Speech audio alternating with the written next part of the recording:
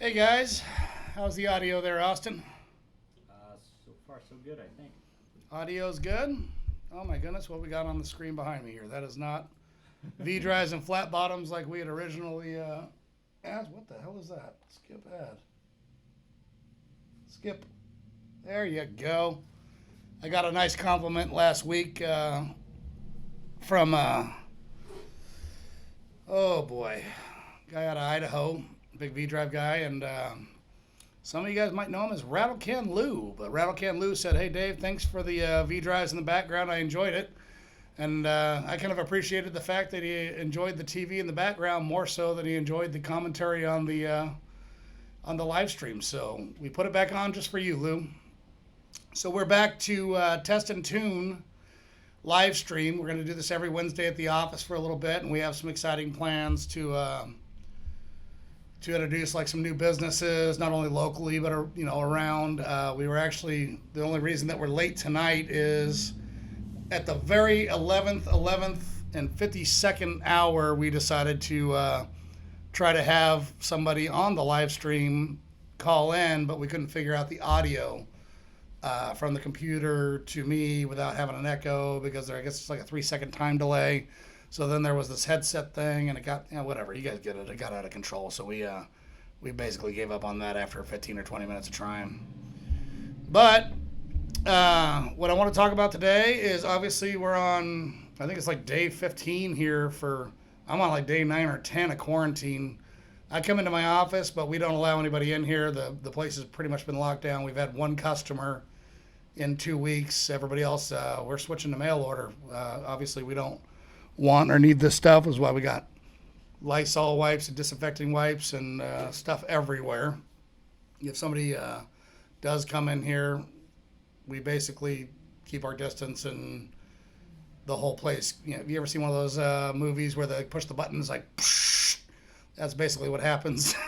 We've only had one person in here, and they bought out a whole bunch of performance smoke candy, and we appreciate that.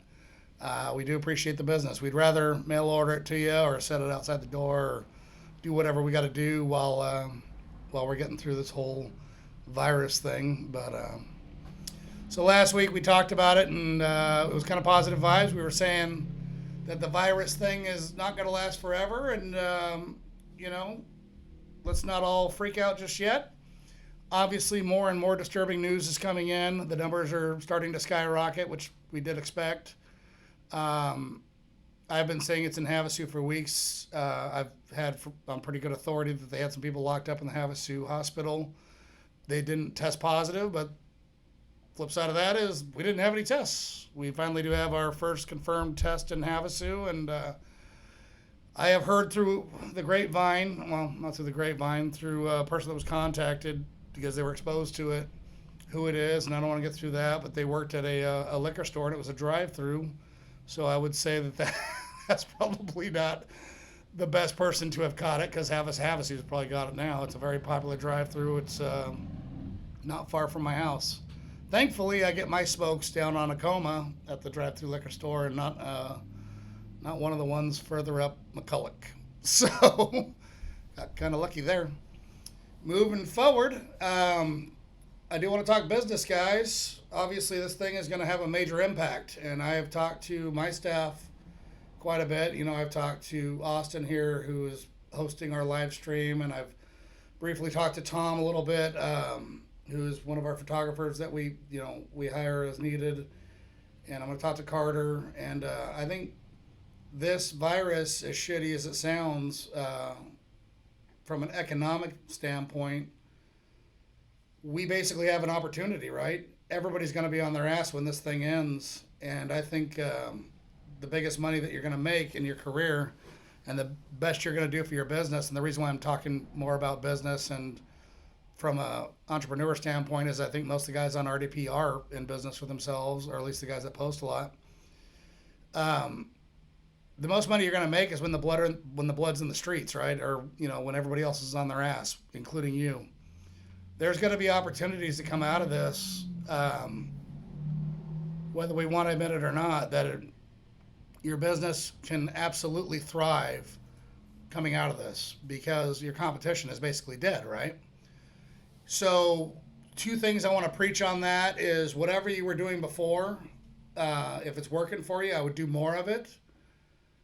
I would also preach diversification. You know, if you're doing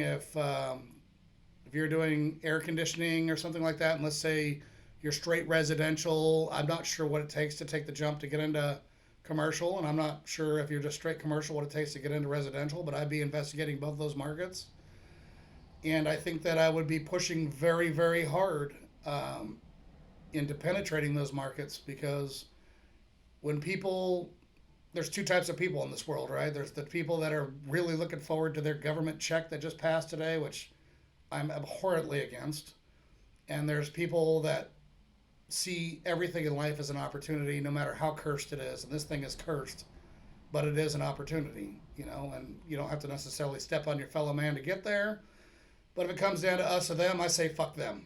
So I'm always trying to move forward in life, and I think that I think this is going to present an opportunity for RDP. But more importantly, we have I mentioned it earlier. We have a staff, and I look at the chess pieces on the board. Right, we have me who does decent copy in terms of writing. We have several talented photographers. We got a minimum 2 drone operators. We have several talented videography guys. And I think the name of the game for us is going to be diversification. Um, Generally, the performance boat industry gets hit hard in down economic times, and I don't know if that's coming or not. We talked about that last week as well. There is a lot of people that are suffering from this thing, but on the flip side, you can't buy a freezer in the United States. So whoever's selling freezers is getting rich, right? I mean, obviously the cashiers working overtime, they're working double hours. The truckers are working overtime. I have a friend, a very wealthy friend in logistics, and he said that his business, and when I say he's got a big business, he's got a big freaking business. They're literally scrambling to try to figure out how to fill the orders for Amazon and for some of these other very large companies, you know, Costco, etc. And so, you know, it's while it's all doom and gloom, there is opportunity there. And I don't know, just because some people are taking a hit, I think other people are making money. So I think for it to be a true recession or possibly what we had in 2006 or 8, I think almost everybody has to take a hit for that to happen. I still think half of our market share and our employment out there, I mean, is working hard. I think things are shifting from here to here, but I think those people are going to end up spending that money and maybe possibly bring it back from here to here. But to reiterate what I said earlier, I still think that there is massive opportunity for gains. I think there's massive opportunity for increasing business when we come out of this. This thing can't last forever, man. 2 to 4 weeks, and that's about it. So on a boating front, we just recently heard that Desert Storm got postponed. It did, in fact, get postponed. They're looking at September, October. They're going to combine it with the Monster Storm event. RDP had originally, we had already booked the hotel and everything for October 23rd, and we were just getting ready to announce that our regatta was going to be on October 23rd. I have offered those dates up to Christina at Desert Storm if she wants them, just simply because, you know, we're trying to be team players here. That event's obviously a lot larger than ours, and we're not trying to put on a full-scale 200-plus boat event with that many people. So, and honestly, Desert Storm's more important to Havasu and the local economy than RDP regatta is, anyways. So, you know, all things to think about. Try to be team players. I've seen a lot of people talking shit, basically, online. You know, oh, they waited to the last minute to be greedy, and oh, they did this, no, they did that. Guys, don't be stupid. They're not waiting to the last minute. You guys don't know what it takes to put on an event that literally their bottom line is probably 180 to 220. I know when Jim was running it a couple times, there was actual numbers being tossed around in the $250,000 and range to put that event on. It's hellaciously expensive. They have accepted a lot of money from a lot of people, and it's not that easy just to say, well, we're going to throw in the towel, especially when some of your bigger players in that event are saying, no, you can't do that. You can't. It's going to be fine. Everything's going to be fine. And you got other people like me saying, dude, you need to cancel this or at least postpone it. And the problem with postponing that event, since we're on the subject of Desert Storm, they're already into April 22nd. We've had cold years where it's raining, on the street, and we've had hot years where, even 2 years ago, it was like, oh my God, we got to walk up the street and interview people. If you push it out into May or June and it's 105 and 110, people aren't going to walk up and down that street. You're going to melt. Literally, you're going to melt. So you can't just say, like, this is such an easy decision. At the end of the day, I think they made the right decision. And I honestly think that the fall event is going to turn out to be probably the biggest and best Desert Storm ever. Fall very rarely has bad weather. It's the nicest time to be in Havasu. And it would not surprise me, which I'm getting a little ahead of the game here, but it would not surprise me if you end up seeing Desert Storm end up on that date and end up seeing a smaller event as a spring kickoff, simply just because the weather is so much more predictable and nicer out here. If you guys haven't been to Lake Havasu, Parker, or this area in late September, early October, it's beautiful out. It's actually it's the nicest time of the year. I grew up going to Parker for 40 years, and my dad always said October was the best month of the year. You go out, there's not a ton of people here. The weather's perfect. It's not too hot. The water's still warm. So there's a lot of good things. There goes a little race boat by the office. So anyhow, guys, we're still testing and tuning a bit. We were supposed to have a live guest last week. We didn't get it figured out. Well, we did kind of get it figured out via a cell phone, a speakerphone, and this week we're going to have them actually split screen and call in and do the whole nine deals. I believe that's Wes Inskeep's old Daytona in the background there on my screen. The 19 Daytona, I think. Either way, it had the same gel coat. We are testing and tuning still. Things are getting better each time. I don't want this little thing that we do on Wednesdays to become overproduced, which has happened in the past. We've done a lot of these shows or whatever you want to call them, live streams or shows, and I've done a few that were low budget and people really liked them, which is currently where we're at, is low budget. And we've done a few where they went high budget, and once they got a little too high budget, things kind of went sideways. It's just too hard to figure out that much technology. We are not a CNN, or we're not an ESPN. If I showed you guys how much shit I'm looking at in front of me right now, I think me and Austin will probably have a talk about overproduction. We got 2 big streaming lights, 2 giant cameras, and a new $1,500 soundboard, another camera going on over there, things clipped onto the side of the computer. I'm more of a low budget guy. So that being said, this is going to be, hold on one second. Is this Troy? Hey Dave, what's going on? Troy, welcome to our live stream, and I apologize that we were unable to figure out the video. Well, we figured out the video, we didn't figure out the audio earlier.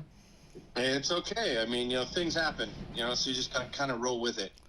Yeah, so Troy, just for a little kind of brief teaser, I don't want to get all the way into it, but why don't you tell them what it is? What's your main job for a living? Not what we were going to talk about. What's your main job? I'm a network systems engineer. I basically oversee a major bottling company, and I oversee 6 of their production plants on the West Coast. Nicely done. I hope some of that's beer, right? You know what? We actually just bought a production company in Tempe, Arizona called ASPAC, and they do White Claw. So we're going to slowly integrate them into our corporation, and we will be distributing alcohol. Troy, I think you're probably going to be my wife's best friend when that's all said and done. Because there ain't no laws with the claws, right? Isn't that what they say? And they got the little eagle sound and all that. So, anyhow, what's your background that got you into this product we're getting ready to just at least tease them about? I'm kind of a closet prepper, so I've always kind of had an affinity towards, stockpiling food and medical supplies and guns and ammo and all that other stuff. And I'm here in California, and we had those big earthquakes over in Ridgecrest. And when that happened, I pulled all my stuff out and proceeded to put together some things. And I have a lot of friends in law enforcement, and they liked what I was doing. So I took that idea and I ran with it, and it's just exploded. It's just surpassed what I thought I was doing. I mean, I build these things out of my living room. That has prompted me to take courses to help support my product and better give myself knowledge of things. So it's definitely a departure from what I do on a daily basis in my real job. That's for sure. All right, so let's just tell them what it is. What is it you build? I saw it about a month or two ago. I thought it was pretty cool, and I've been meaning to get with you on better promoting it because I think it's something that everybody in our field, whether it's boating, off-roading, any kind of motorsports, or even just like camping, RVing, I think it's something that everybody should have. Yeah, So yeah, I agree. tell them what it is. Basically, it's called Just In Case Rescue. What they are is STB, Stop the Bleed, trauma, first aid kits. They treat everything from a paper cut all the way to a major arterial bleeding. So, these things are great if you've got a side-by-side and you're out there in Glamis, or you're out there on the river and you step on a prop or you get cut or something. These have the ability to, they've got tourniquets in them, so they can save your life. They definitely can save your life. They're not very big. They come in a rip-away pouch, so you can mount them, and then you just grab the handle and it rips away. So they're really cool. I mean, my competitors are about double the price, and you get more stuff in my packs than you do in theirs, and I carry the same thing that they do. So they're chocked full of really comprehensive stuff that you can utilize out there if something goes bad.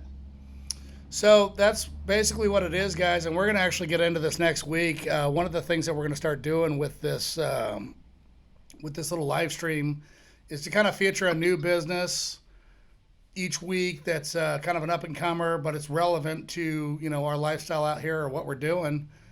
And give me 1 second here. I got too many screens in front of me. Overproduction is what I was talking about earlier.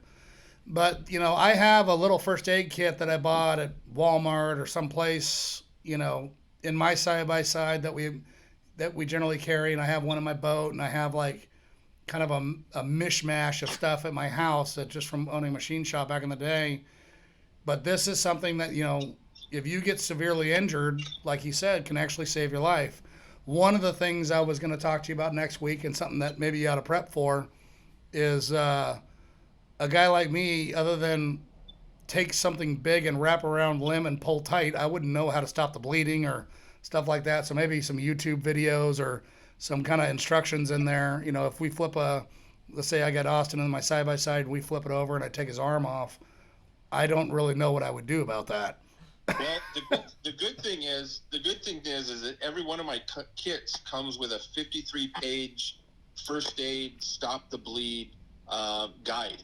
So it'll go through and show you how to use the tourniquet. It'll go through and show you how to do CPR or how to put pressure to stop bleeding, how to, save somebody's life if they're choking, the proper way to save an infant's life if they're choking on something. So it has instructions in it. I am in the process of putting up some instructional videos on my website, so that's coming in the near future. Well, we look forward to the instructional videos, and again, sorry for the technical delays earlier today. Not a problem. I was a little bummed, but like I said, it was kind of the 11th hour at the 11th minute. And I want to get back to kind of the topic of this week's episode, which is, obviously boating as much as we could talk about, but also what I was originally talking about, diversification.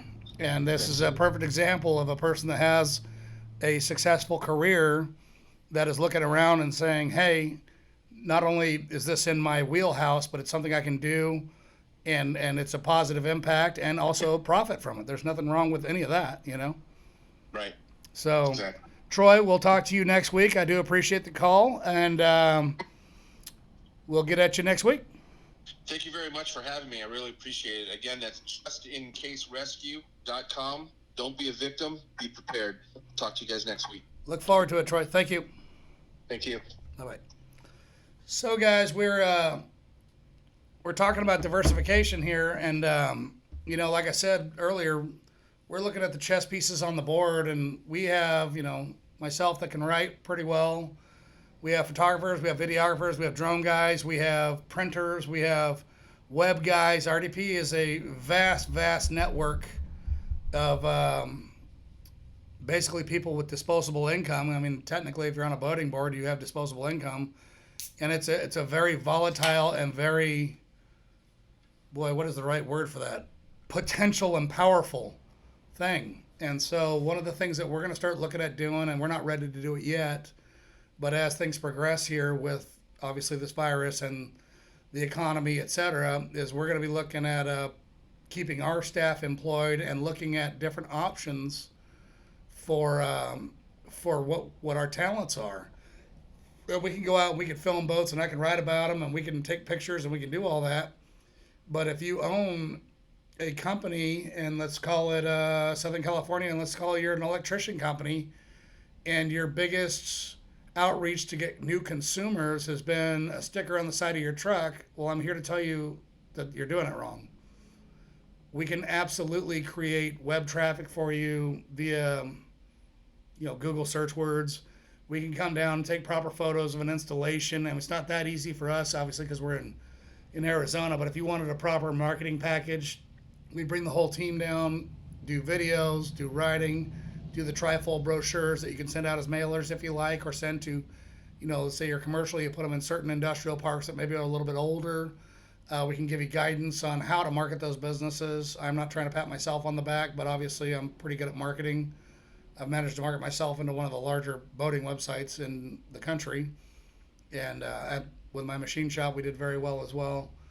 It's something that I've been very good at. With guys like, Tom, Austin, and even other guys that we have, and Carter, and God, what the hell's that guy's name we use? Brian. Well, he's got his nickname. What's his name? Bam Bam. Bam Bam. That's right. Bam Bam. Yeah, we have some pretty kick-ass motorsports guys that we can certainly put to work. And I guarantee you, if your competition was to look at this stuff, or if somebody was to look at you versus your competition, and you have a full-blown, media kit ready to go for marketing, I think it would put you guys on top of your competition. It's something not to be wasted.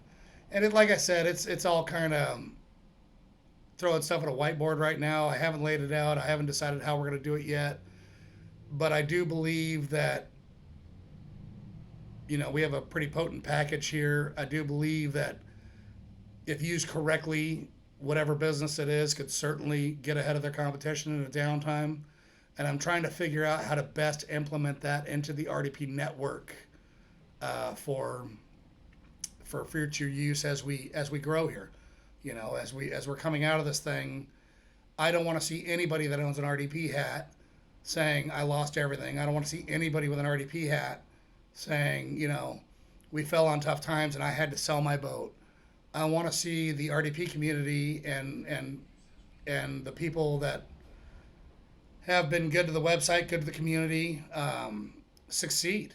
There's guys, everything from Wheeler, who's a drywall guy, who's a badass drywall guy. I don't want to see any of the people in our community run out of work, and if there's something I can do to help that, we're certainly going to do that. So what else are we talking about? Oh, I got a lot of phone calls, a lot of texts, and a lot of private messages about my nephew. My nephew is feeling better. I appreciate the concern.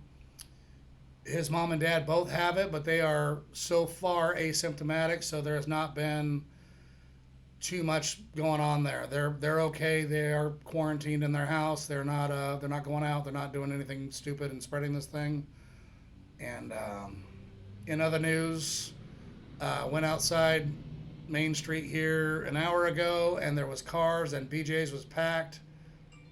And at 4:17 p.m., an email went out from the mayor and everybody else around here saying everything's shut down. So Havasu is officially shut down. All the bars are closed. Restaurants are doing the same thing as California. They're doing the food and, strangely enough, cocktails to go, which, if there's one good thing in the coronavirus that happened so far, it's the cocktails to go. I personally haven't tried it. I have old people in my house, and I am not, in zero way, shape, or form, can we have this thing come to my house. It would absolutely kill all three of them. And we're not going to do that. So I'm not going to any fast food restaurants. I am getting a little bit grumpy because I do like my hamburgers. I do like my juicies. I like Chagru's and all the restaurants around here. I will say we are saving an incredible amount of money because, well, we have very little in the bank. As it turns out, not much of it's going out because we're not buying anything. So that's kind of cool. So anyhow, guys, think about what I said earlier. I'm going to start designing that thing and laying it out as to how we can help businesses in RDP get ahead of their competitors and hopefully come out of this thing even better than they were before. Obviously, it's not going to be free. This is to keep our guys employed and obviously to make a profit. You know, we got bills too, just like everybody else. I don't know, Austin. Got any subjects you want to talk about? Other than ammo being gone out of California and all that? No, that's negative stuff. Yeah, I don't like the doom and gloom either. I like the positive stuff. Since this is a test and tune, real quick, are you seeing comments coming up there? Well, I have it on my website, which actually had died a little while ago, and I have it on my website, and I have not looked at the comments, so let me look. That way you can see comments come in, you know? I see. Awesome job. How do you get it on the comments of the thing on YouTube? Do you just go to YouTube? Yeah, if you just watch it live, you're watching it as a viewer. Oh, let me click that. Hold on. So we'll go back to this, and we will click play. And it is muted, I hope. Hold on 1 second here. When you were looking for comments, Well, I have it on my Whoops. website, which actually it Still died got a the while video. ago. I have it on my website, and I have not. There's the freaking volume buttons on this thing. Comments, so let me look. Hold on, guys. This is why we call them test and tunes until we get them dialed in. Of the thing. This is an old iPad. It's like a 10-second delay. No, I'm not seeing. Hold on. Austin, you can take this iPad with you and show me how to get the comments. I don't know. Oh, we'll click the YouTube. That's how you do it. Figuring stuff out. No thanks. We don't want the app. Is there any comments? Yeah, there's comments coming in. I thought you had that. Oh, I don't have those. Oh, shit. There's lots of comments. Good Lord. Yeah. Quarantine lockdown when you watch every second of the... Yeah. Eric Briner, yes, it is. We are on quarantine lockdown, and I did tell you that I want to do my, I want to do that newsletter again. And Jesus Christ, there's a lot of comments. Oh, there you go. That is not River Dave responding, by the way, guys. That's Austin. He just happened to be logged in as me so we could live stream. And yes, Tim, I have lost like 5 or 6 pounds from not eating out. We were just eating sandwiches at home and barbecuing and stuff like that. As it turns out, the home food is way more healthy than the other food. So, guys, that's about it. If anybody wants to call in real quick, Tim, you want to call in? Let's call Tim. I'll call somebody else. Fuck them. You know who I want to call? You guys want to laugh your ass off? Well, not laugh because it's all true. Let's call Tyler.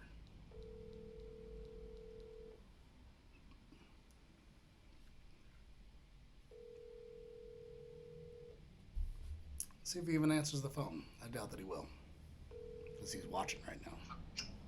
What's up, Tyler? Well, you know, third day quarantined. Yeah, so we're actually live streaming right now. Oop, Tim from Paradise Auto Sales. Tim, we're going to have to call you back. We're actually live streaming right now, and you're on the speakerphone. I wanted to get your take, in particular, of what this is. The virus, I mean. What my take on the virus is? Yeah. Oh, man, how much airtime do I have? Call it 3 minutes. All right. Well, in short, I believe that this virus was created by man, obviously. That's why Bill Gates' companies own the patents to it. I personally believe that it was created by the Soros and in his research facilities that are in Wuhan, China. And I believe that all along this has been a thing that has been coming because of the 2020 election. And these are just my personal beliefs. As far as people getting sick and dying, Let's stop for 1 second there, Tyler. So now that a stimulus package was approved and is going out, don't you think that that could actually help Trump in 2020? Well, I believe it'll help Trump in 2020, but I'd like to see what the offer on the other side was. What compromises did the the right have to make to get that stimulus package out. Like Nancy Pelosi's slip into the bill of we're going to more funding for Planned Parenthood, or let's no voter registration, same day voting, mail-in ballots that can't be controlled. So at No, what the whole point? thing on the left was bullshit, and it was crazy. And actually, I think that even my leftist friends, which I don't have too many, but I think even they looked at that and said, these people really just don't give a shit, do they? They had $350 million in there to John F. Kennedy's, School for the Arts or some shit. It's all bullshit. It had nothing to do with There's supposedly stimulus. 25 million as a for payroll for Congress members or something like that too, or not Congress, but Well, the final package is available online. I plan on downloading it and reading it tonight. I think it's over 1,000 pages, so it'll probably take me from like after dinner till like before I start Narcos again to read. a few beers and you'll be done. Anyhow, buddy, I'm going to let you go right now. I was just calling because, we're running out of shit to talk about. And unfortunately, it wasn't about boats this week because we just had a shit week. I think everybody had a shit week. Now it's actually here in Havasu, like I said, which is pretty eye-opening. I think it's been here for a while. And I agree with you on that as far as it's been here. But here's the topic. If we're looking for something to talk about, let's talk about what everyone's doing now that we are at home, though. For me, I've got honey to-do lists that I never thought I'd get to. And I tackled on painting my 1,000-square-foot garage. And it's awesome. I got to be honest with you. I was pretty impressed that you did that. It was Yeah. a little bit inspiring. I was like, God, I should paint my garage. I've lived here for 9 years or some shit. I still have not painted my garage. I'm going to save you a lot of trouble. Don't do it. Well, I talked to a painter about doing the ceiling just like you're looking for. And he told me, he goes, Dave, that's a lot of paint. And I said, what do you mean? And he goes, your garage, like 26 gallons. I was like, what?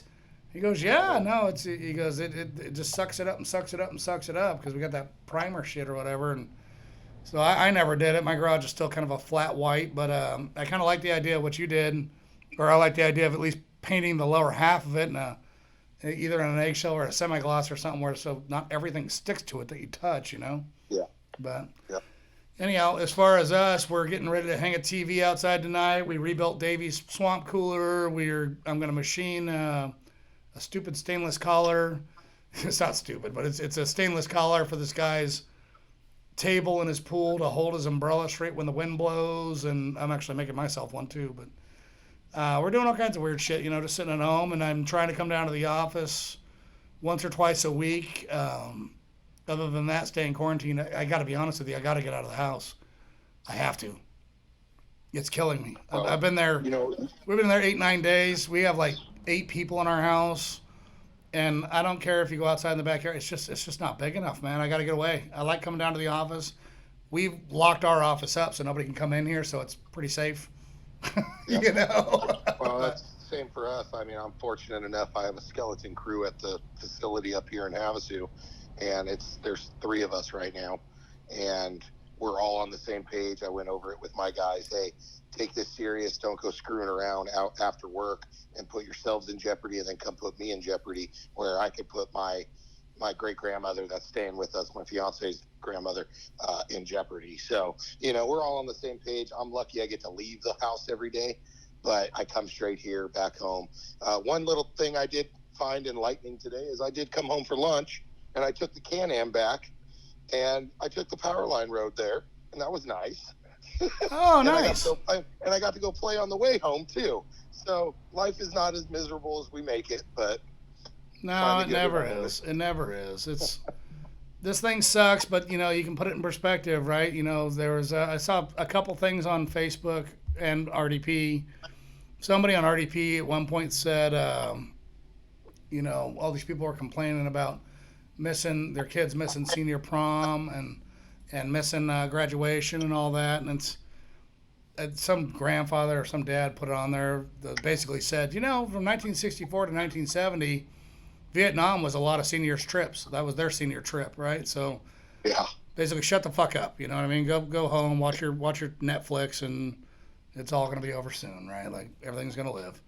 Well, All right, buddy. Well, I appreciate it. We're probably going to sign off here in a minute, and we're going to be back next Wednesday. We have Troy coming back with Just In Case, and then we also have Jeff from London Fog, which is a new Mister company.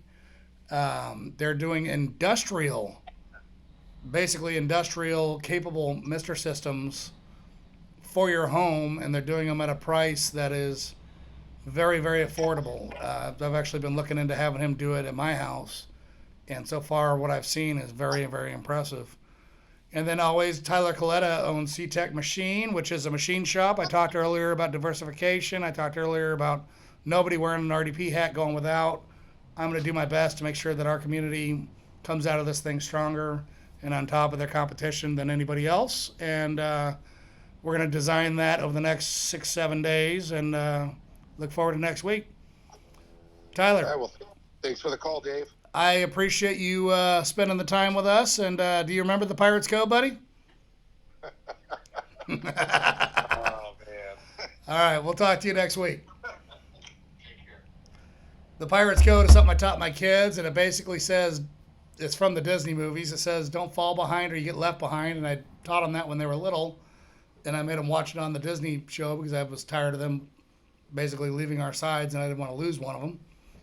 The second part of it is take it all and give nothing back. And the third part of it is if you take something from me, I'll take everything from you. So while there is blood in the streets, ladies and gentlemen, look at your competitors. If you think you're bad off, they're worse. And now's the time to step on their necks and get ahead. More on that next week. Talk to you soon.